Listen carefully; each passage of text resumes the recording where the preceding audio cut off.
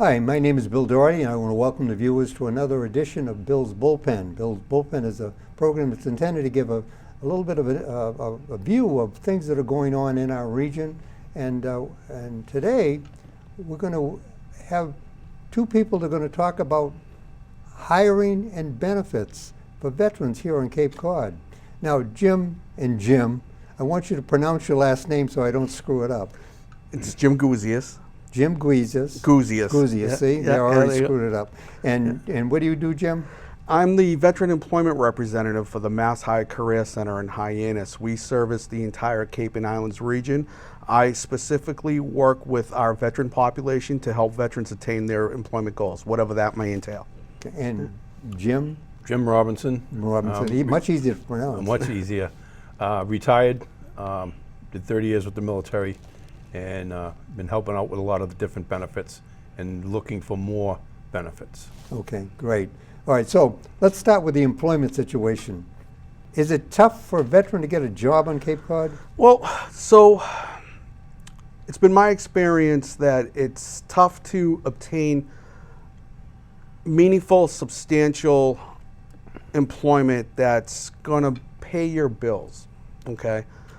The Cape is really a tough region to find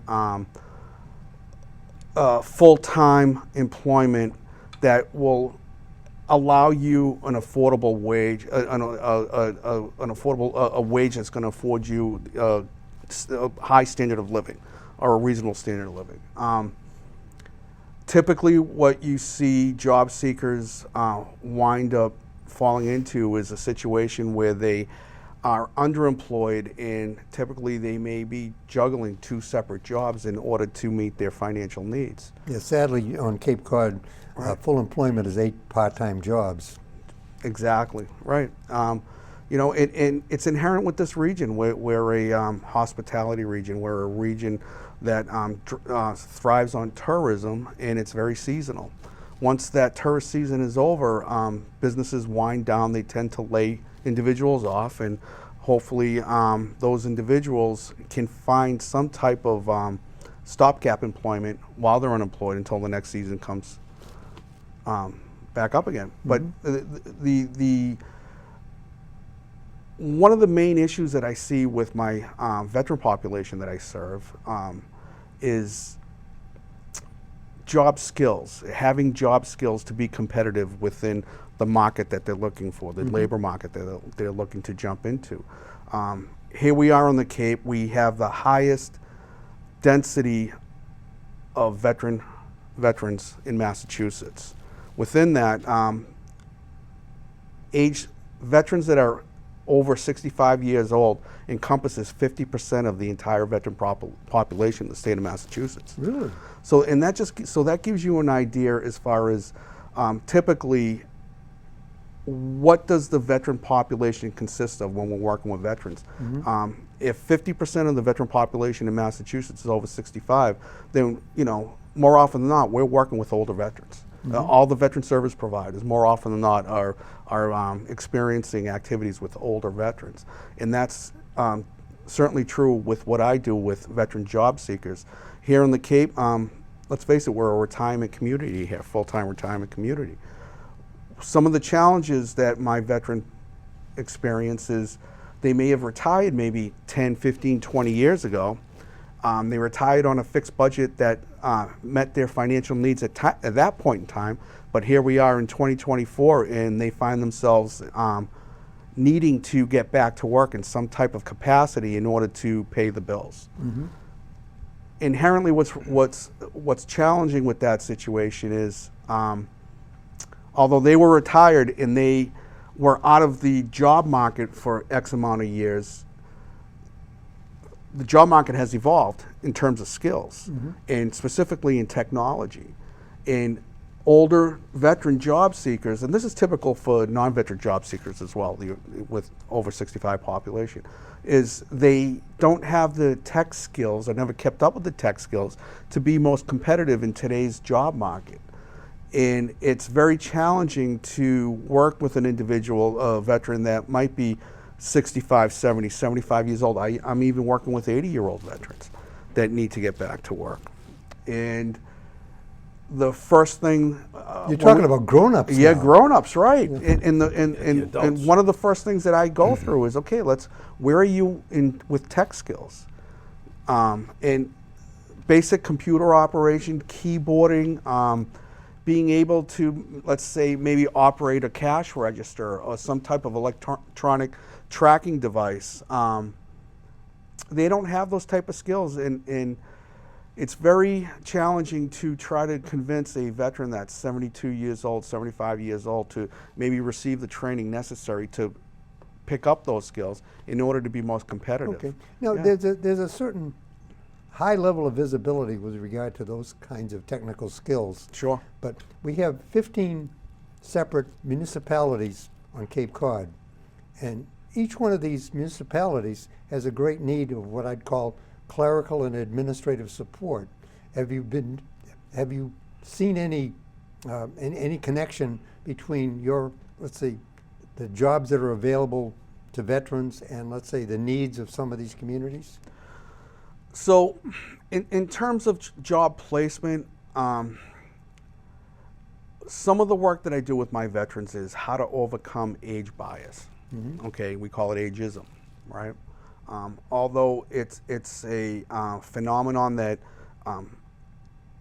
most individuals or organizations may not admit to, but it still is a prevalent phenomenon. How do you overcome that? And we go through job coaching in terms of, all right, let's go through the interview process and how can you present yourself to overcome those biases as far as once an individual sees how old you might be, is how do you take away that as a bias in terms of it being a wall during the interview.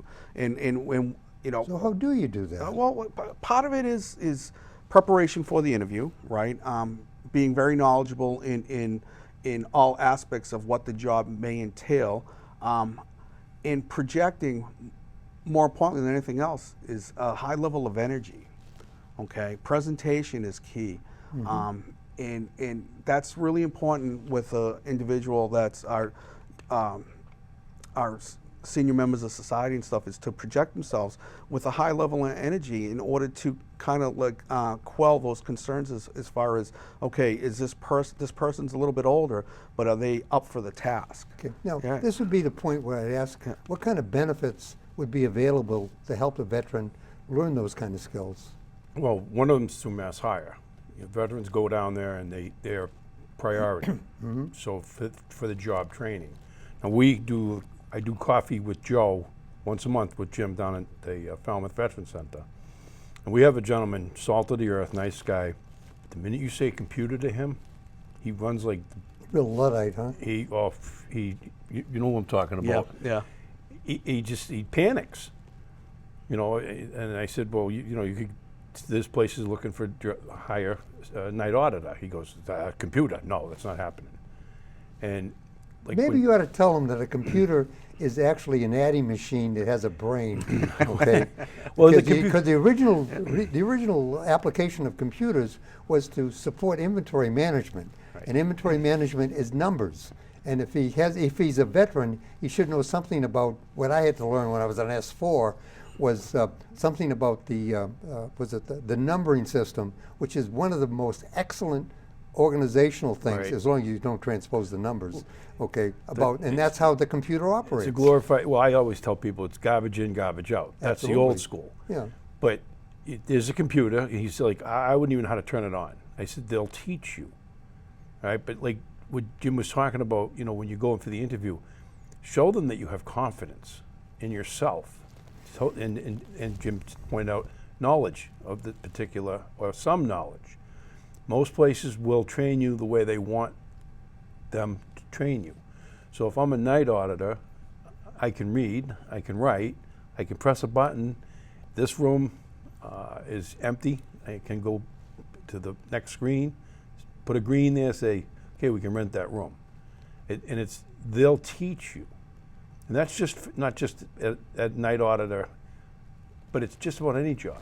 Oh yeah. So- Well, let's put it this way: are you supposed to know the intricacies of the electric distribution system when you turn on the lights No, you're not. Nope. And when you turn on the computer, you're pressing a button to turn the thing on. So to that point, I think overcoming the initial fear of the tech, in terms of, I think individuals go into it thinking they need to know the ins and outs of all aspects of what you're operating, as opposed to just become the operator, right? And that's a hump that needs to be overcome.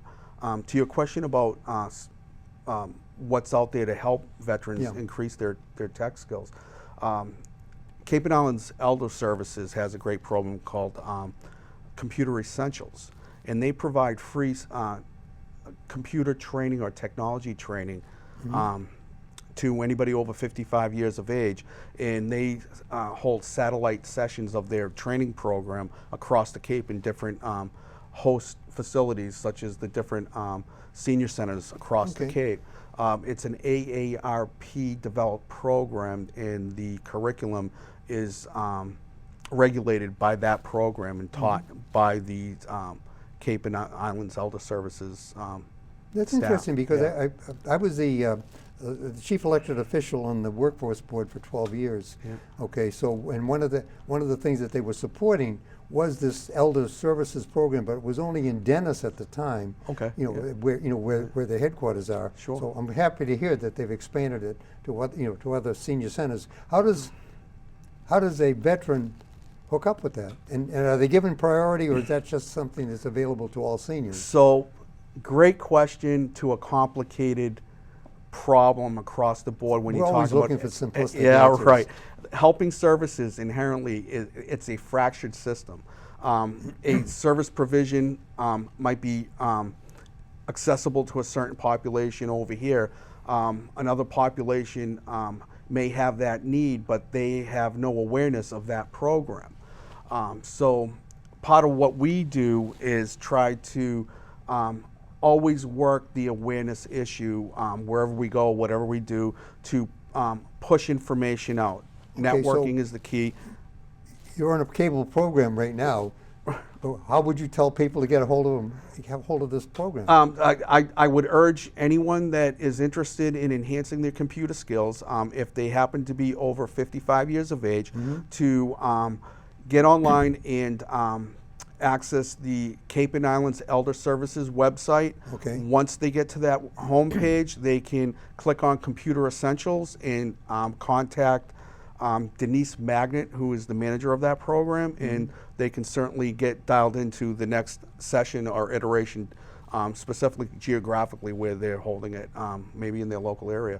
Another option also is to contact Cape Cod Community College, who has seen the need for this and has developed a program for a very basics computer essentials type course you can take that will start at the ground level as if you know nothing, and try to give you the basic skills you need to get up and running.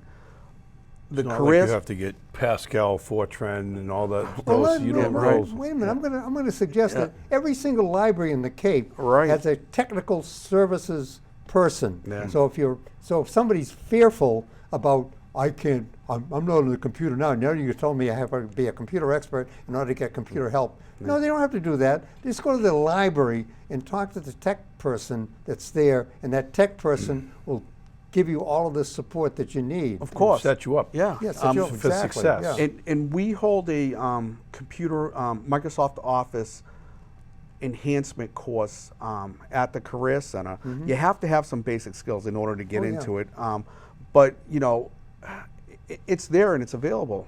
It's just knowing what's out there in order to get the training that you need, especially the free training. Now keep in mind, the Career Center is like your local library. You just register, become a member, and you can access the resources and the staff there to help you conduct any operation that you need to get you back to work in terms of employment. Where is the Career Center?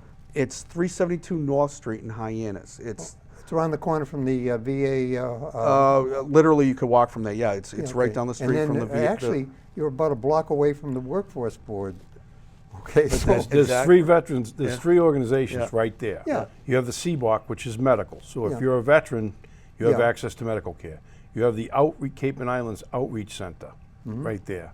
And like you said, you can walk over to the Career Center. Yeah. Yep. And don't forget the vet center, the VA vet center on West Main Street. Right. Okay, well. and you're around the corner from Keating's office. Oh, as there I you go. recall. That's right. Yeah, Yeah. so you got this whole complex that's available to all of us.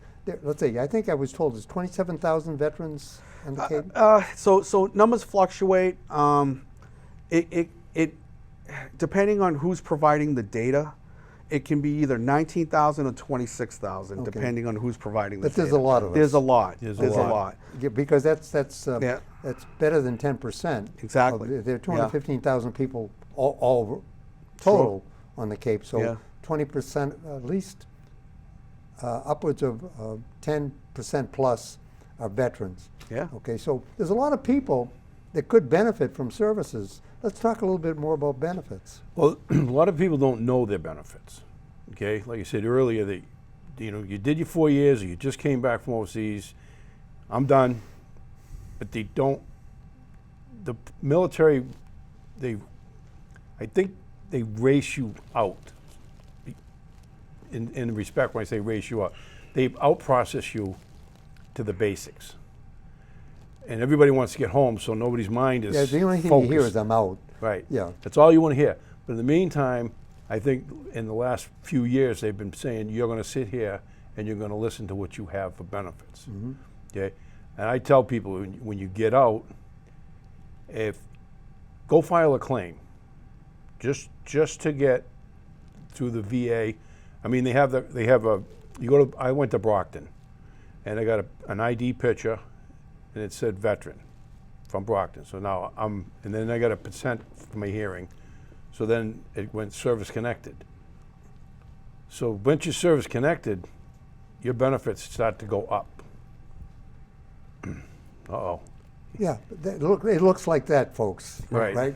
Yeah. Okay. And you don't have to have a service-connected disability. Right. Okay, all you have to do is be a veteran and have was it better than 180 days of service, right? Active duty. Okay, Correct. and then after that, you then, and this is the thing that really I don't understand, is that health care benefits are available to all veterans, not Right. just disabled veterans. And it starts with pharmacology, okay, and then prescription drugs, but then it goes into all the other services that you get because of that. And one of the more important services, one of the benefits, is the hearing aids, because all of us, as we become older veterans, Right.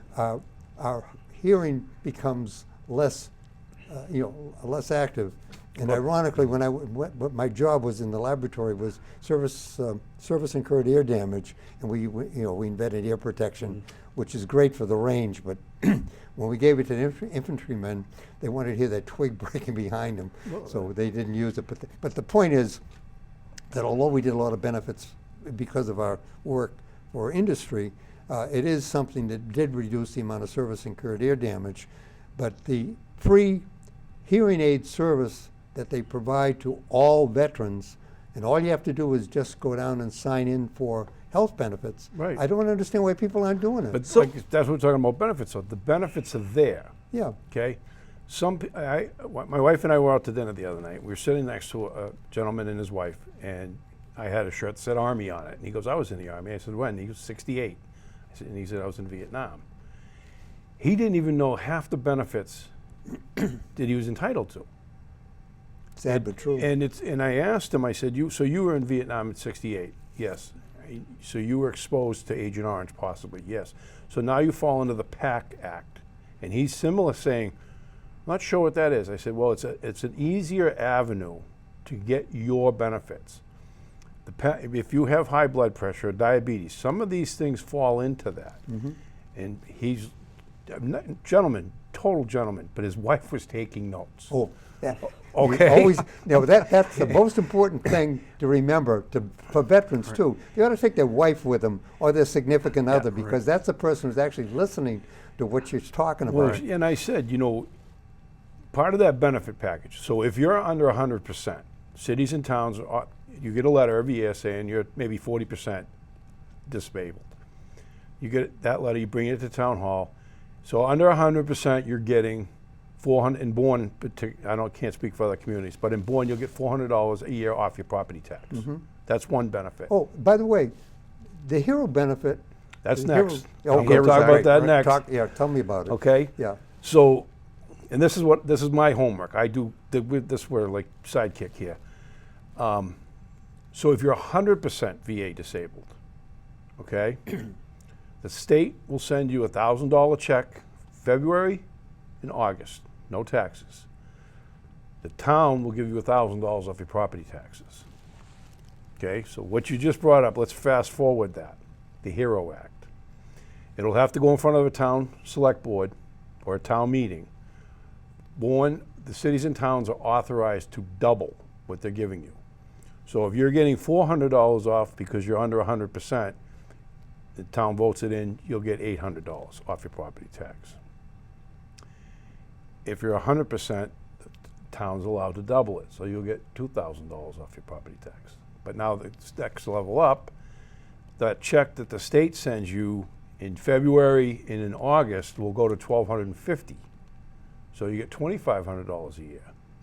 But now the minute you get any of those disabilities, like Jimmy brought up, all these state colleges, you're a veteran. If you are a service-connected veteran, you walk in the door, they shake your hand, welcome, and back to that, here's your new computer. Wait a second. But all the colleges, state colleges I can speak for, really bend over backwards for veterans. Well, I'm going to say that when, since my service was credited to Massachusetts, I did get a Vietnam era bonus. I didn't go to Vietnam. It's like a welcome home bonus, right? Yeah, we got those. Okay, Yeah. so there was $300, Yeah. as I recall. And the other thing was that I got free tuition at any state school up to the level of the amount of credits that would be the equivalent of a bachelor's degree. Right. Okay, and I used that to go to UMass Boston for let's say for a bucket list thing on English literature. So it was available to me, and I think that benefit is still available in Massachusetts. Oh, I think it's still available, but it's better because if I come use we call it the GI Bill, and then there's another system that Jimmy can talk about probably better than I can. You get the free tuition, okay, but they'll pay you like an E5, what they call BAH, Basic Allowance for Housing. So they'll give you like $1,400 or $1,500 a month to say this is your living stipend. Plus you're going to college. They're doing that now? Yeah. So that's under certain programs. You have to Okay. qualify for a certain program, which is Veteran Employment Readiness. Okay. Veteran Readiness and Employment I program that. I used my federal benefit to get my master's degree, and then I used the state benefit to get these other Right. programs. Yeah. And at the time, the amount I was getting from on the GI Bill was pretty close to what it was costing, what the tuition cost was at Right. the time. But of course, everything has escalated since then. But back to the benefits, a lot of people don't know where to seek them. And that's the key part. Awareness is huge in terms of what's out there for veteran services, veteran benefits. Who can help them with that? Well, there's a lot of agencies. Right. Okay, you can start, believe it or not, you can start, the DAV has a program. If you go to any one of the VFWs, the Legion or the DAV, even the one down the AMVETS, they have somebody in there that will point you in the right direction. Okay, I believe every town has some form of a VSO, Veteran Service Officer. Well, Falmouth has their own VSO. There's a regional VSO for this side of the Cape, Guy. Paterno, Yep, right? Guy. Okay. And then on the other side of the bridge, there's now Vinny, originally from Braintree, but now I guess he's in Plymouth. Right. And in Bourne and Wareham. So every town has a veteran service officer assigned to them, or a veteran service officer in terms of representation in a district type setup. So, yeah. So Falmouth has their own veteran service office. The rest of the Cape and Islands is set up in a district system, and under Greg Quilty, he is the Yeah, I know director of Greg, veteran yeah. services for that district, and he has VSOs spread out through the entire Cape to cover down on all those towns. Greg isn't a bad guy, even though he's a Marine. You know. Well, we won't hold that against them. Yeah. But like I said, people, they got to take that first step. And it's not easy. And then you have this pride cometh before the fall problem. I'm fine, I'm fine. Well, It's a matter, a mark of strength to be able to recognize that when you need help, you should ask for it. That false pride will kill you. absolutely, absolutely. But, and like, so there's all these people that have the knowledge. And Jimmy signs me up for every seminar down here on the Cape. Good for you. For veterans. No, and you know, I've met Greg and all those guys. Yeah. One day, we had them come as far as from New Bedford or Fall River. One of the VSO guys out there. There was about 8 of them in the room. And maybe you weren't at that one. Adam's the other one that sends me to these things. Go pick up some knowledge. Okay, but the thing is, you know, now we're almost to the end of this program. Okay, what would be the most important takeaway from your side and from your side? So from my side, if you're a veteran, I guarantee if you sit down with a service, an agent from any type of veteran service, you're probably going to come away with something that you didn't know about, some type of resource or benefit that you might have eligibility for. So the key to everything as far as provision of veteran services is, okay, let's digest what your needs are and see if you're eligible. There's so many different programs out there. 9 out of 10 times you will qualify for something you never thought was available to you. And I echo that 100%. But walking in the door, the first step. All these people are trained by the region, so they have the direction for you to go in. But you also have to figure out, what do you want? You walk through the door, well, I didn't know I had, and Jimmy will tell you, I've sent more people to him, more people to Bumpin', they didn't even know they had the benefits. So partly I blame is the system for letting them go without educating them. And the other part is, I don't have time for this. And it's like, wait a second. These are your benefits. You are entitled to this. The gentleman I was telling you about sitting next to at dinner, his wife was taking copious notes. And I said to my wife on the way out, I said, he's going to get an earful when he leaves. Absolutely. And he deserved it. But he's, like I said, nice. Yeah. But you get access to medication, hearing aids, counseling, therapy. It's just walking through the door, say, hey, I need to talk to somebody. It's you know, and that's difficult. You know, you get up to the second floor in Bedford, you go, hey, all you nuts, how you doing? You sit down with the rest of the nuts and then wait your turn. Not one flew over the cuckoo's nest, please. But they walk through the door, ask for help, and say, am I entitled to this? Just ask the question. That's the whole point. Ask the question, and don't be afraid to ask the question. One more point. I encourage every veteran to get involved with other veterans. Join veteran organizations. Not just for the camaraderie, although that's a key part of that, is because in veteran organizations, you're going to get information flow that you may not be part of a pipeline in any other way. And you're absolutely right. And the thing is, there are several federally recognized veterans organizations that are very active, starting with the American Legion, the AMVETS, the DAV, the VFW, all of those organizations, and there are more, you know, let's say more specific ones for Vietnam and for Afghanistan and all the rest of it. They're all designed and intended to help you return to civilian life. We know a lot about making a soldier. We know a lot about getting somebody organized and ready to do that job. What we don't know enough about is getting them back to civilian status. Of course. And that's the reason why you guys are working, and we're all very concerned, about that. Sure. So But that's the one thing, though, is when you ask that question to the right person, the person will navigate you to where you have to go. Okay, so It's all about asking the questions and being aware that that this isn't something you're begging for, it's something you're entitled to. So with that, I want to thank my two guests, Jim and Jim, for coming, talking about employment and talking about benefits. And I hope that folks out there who spent the time to watch this program understand it's all about you participating and asking the question and not being afraid to do that. So with that, I want to thank the viewers who've been watching another program of Bill's Bullpen, a product of Born TV.